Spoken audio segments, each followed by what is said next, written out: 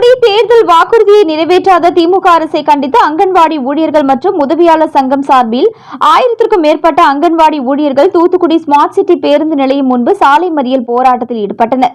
போராட்டத்தில் ஈடுபட்டவர்கள் கைது.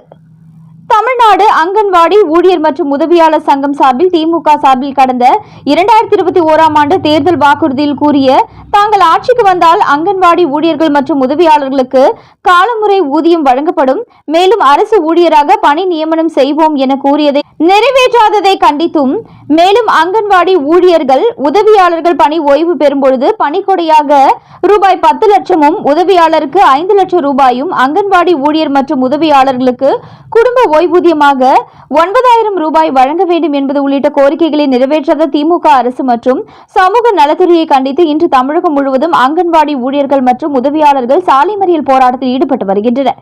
இதன் ஒரு பகுதியாக இன்று தூத்துக்குடி ஸ்மார்ட் சிட்டி பேருந்து நிலையம் முன்பு அங்கன்வாடி ஊழியர் மற்றும் உதவியாளர் சங்கம் சார்பில் மாவட்ட தலைவர் சந்திரா, மாவட்ட செயலாளர் ஜெயராணி தலைமையில் 1000க்கும் மேற்பட்ட அங்கன்வாடி ஊழியர்கள் மற்றும் உதவியாளர்கள் தேர்தல் வாக்குறுதியை நிறைவேற்றாத திமுக அரசு மற்றும் சமூக நலத்துறையை கண்டித்து சாலை மறியல் போராட்டத்தில் ஈடுபட்டனர். இதன் காரணமாக அந்த பகுதியில் பெரும் பரபரப்பு ஏற்பட்டது.